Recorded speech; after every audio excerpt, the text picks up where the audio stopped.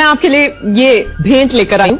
Computer जी दिखाइए तो please. तो मेरा पहला सवाल आपसे, प्रधानमंत्री ने बीती शाम अपने भाषण में कहा कि कथित सेक्युलरों का नकाब उतर गया है इस चुनाव में, सही कहा?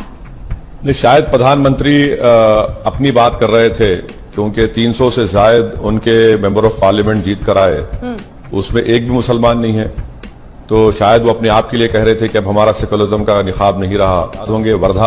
वैसे जी उन्होंने कब कहा कि हम सेक्युलर हैं? अच्छा, तो वो सेकुलर नहीं है। मैं समझ रहा था कि हिंदुस्तान के प्रधानमंत्री हैं, हिंदुस्तान के संविधान पर उन्होंने ओथ लिया है जिसमें लफ्ज सेकुलर प्रियम्बल में लिखा हुआ है। अगर वो नहीं मानते तो बहुत अच्छा है। आप आज इंकशाफ हो रहा है, आपकी बात से मालूम हो रहा है कि प्रधानमंत्री कभी सेकुलर थे ना कभी रहेंगे। जबान टूट गई। इतने तेजस्वी लोग हैं हमारे पास। खत्म, bye bye, tata, good bye. एक कहावत है ना, खत का मजमून भाप लेते हैं लिफाफा देख के, या ना लिफाफा ना खत, और मजमून पे चल रही है धड़ाधड़ बयान। नहीं ऐसा नहीं है। नहीं, एक सेकंड सुधांशु जी, मॉडल तो ये है ना असम का एनआरसी और सीए। एक मिनट सर, ये बताइए आपने 2003 के रूल्स पढ़े? It was at this moment that he knew he fucked up. ये फंस गया। आपने पढ़े 2003 के रूल्स सिटीजनशिप के? आपने पढ़े नहीं पढ़े? हाँ बिल्कुल पढ़े। अच्छा, तो ये बताइए रूल 4 क्या है? उसमें सिटीजनशिप अमेंड करके देने की बात कही गई। नहीं, गलत कह रहे हैं आप। रूल 4.3 आप नहीं पढ़े सर। मैं आपको रिक्वेस्ट कर रहा हूँ, आप पढ़े लिखे आदमी है बीजेपी में, मैं आपको सबसे काबिल पढ़ा लिखा मानता हूँ। अगर आप ही नहीं पढ़े हैं तो कोई नहीं पढ़ा होगा।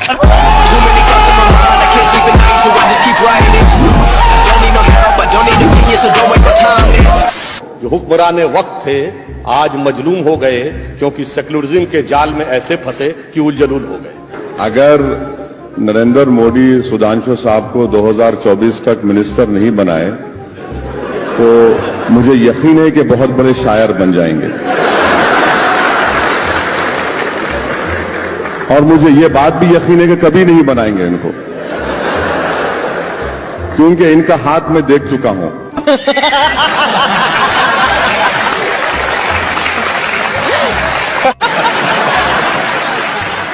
दूसरा वाला कंप्यूटर जी एक और देखें। आप सवाल करिए, आप अपना ओपिनियन मत दीजिए मैडम। नहीं सर, मैं सिर्फ सवाल ही रख रही हूं। सवाल करना है, मुझे रोकना। दूसरे नजरिए वाला सवाल रख रही हूं, तो मुझे ऐसा लग रहा है कि आप नजरअंदाज कर रहे हैं। मैं सिर्फ सवाल रख रही हूं सर। नहीं मैडम, आप देखिए, मेरी आपसे बड़ी अदबन गुजारिश है कि आप बीजेपी के स्पोक्सपर्सन की तरह कह रही हैं। मुझे आप सवाल करिए, मैं रात भर बैठने को तैयार हूं। तकलीफ अगर आपको हो रही है तो इससे आप अपने आप को एक्सपोज कर रही हैं कि आप बीजेपी को चाहती हैं।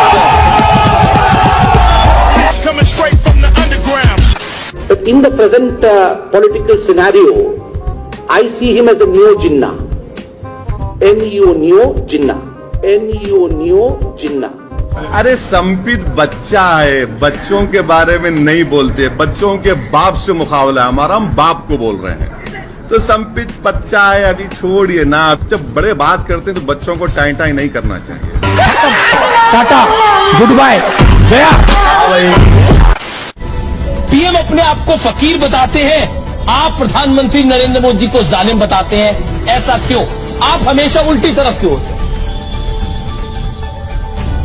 क्योंकि मैं बीजेपी और आरएसएस के खिलाफ हूँ। जब उनकी मुखालिफत करूंगा तो आपको उल्टी लाइन नजर आएगी।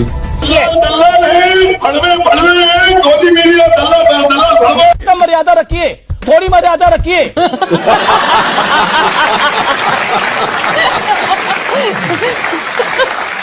सर क्या आप एक सीधी सी बात मुझे बताइए कि आप कुछ महीने कुछ दिन पीछे जा रहे हैं ओवैसी जी, लेकिन आप 2010 का जिक्र नहीं कर रहे। आप तो कहते हैं कि आप कांग्रेस के भी खिलाफ है, आप बीजेपी के भी खिलाफ है, लेकिन जब कांग्रेस 2010 में एनपीआर लेकर आई थी तब आपने ये विरोध नहीं किया था। जो मनमोहन सिंह के जमाने में एनपीआर हुआ था, क्या उसमें सिटीजनशिप से कनेक्शन किया गया था? क्या उसमें सिटीजनशिप, आपकी और मेरी सिटीजनशिप को वेरीफाई किया जा रहा था? नहीं, अब के बार किया जा रहा है। क्या उस वक्त ये पूछा गया था कि मैडम श्वेता के वालिद वालदा का नाम और उनकी डेट ऑफ बर्थ और डेट ऑफ प्लेस क्या है? नहीं पूछा गया, अब पूछा जा रहा है। जी भैया जी, आप तो क्या उस वक्त श्वेता मैडम से पूछा गया था कि आपका मोबाइल नंबर दीजिए, आपका पासपोर्ट दीजिए, क्या वो मैंडेटरी था? अब मैंडेटरी कर दिया गया है। तो यही तो मैं कह रहा हूं, इसमें और उसमें फर्क है। ये फर्क है जो बयान कर रहा हूं। मुझे अपने घर जाना है। मुझे घर जाना है। आपके भाई जो बयान दे जाते हैं, आपसे सफाई मांगी जाती है, और उस समय आप जो बयान देते हैं ना, उसके बाद वो पत्थर की लकीर मान ली जाती है। अब गृह मंत्री ने कहा, प्रधानमंत्री ने कहा, नहीं ऐसा नहीं है, बात किसकी मानी जाएगी?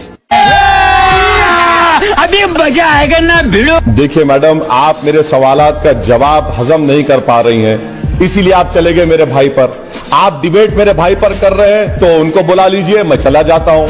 अगर आप डिबेट कर रहे हैं कि अमित शाह ने जो कहा वो सच है या झूठ है, तो मैं तैयार हूं। इतना लाइफ खराब हो गया, इतना लाइफ खराब हो गया मेरा। मैं आपको मिनिस्ट्री ऑफ होम अफेयर्स के वेबसाइट से कोट करके बता रहा हूं, और आप दूसरी जगह चले जा रहे हैं। मैडम, कब तक आप लोग गवर्नमेंट को सपोर्ट करते रहेंगे? मत करिए ना। देखा आपने लापरवाही का नतीजा है। कभी सच्चाई को तो मान लीजिए।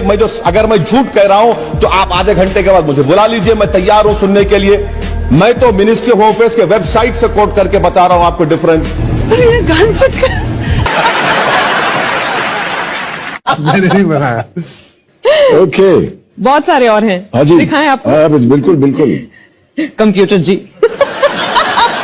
वैसे जी, जब आप ये कहते हैं आपकी शिनाख्त है, जब मैं आपसे बात कर रही हूँ तो जो फर्स्ट इम्प्रेशन आता है वो आता है हम सब की शिनाख्त तो हिंदुस्तानी है। आप हैदराबाद में रहें या अहमदाबाद में रहें, आप गाजियाबाद में रहें या आप इलाहाबाद में। हाँ, बिल्कुल बिल्कुल बिल्कुल। तो आप ये कहेंगे कि देश के प्रधानमंत्री हैं तो गुजराती नहीं है?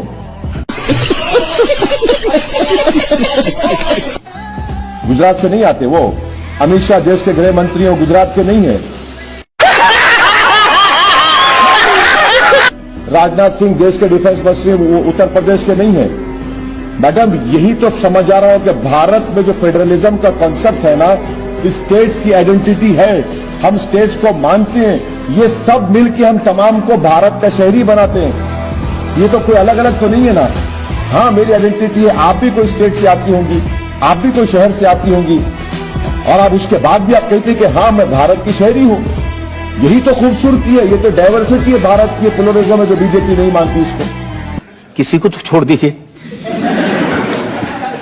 कभी झुक के भी बात कर लिया कीजिए। नहीं सर, झुकना मुझसे नहीं होता सर, झुकना नहीं होता। मैं सिर्फ अल्लाह के आगे झुकने वाला हूं, और अगर आप मेरा दिल जीत लेंगे, अगर आप मेरा दिल जीत लेंगे तो यकीनन मैं सब चीज कुर्बान करने तैयार हूं आप पे। अरे तुम तो बड़े हैवी ड्राइवर हो भाई।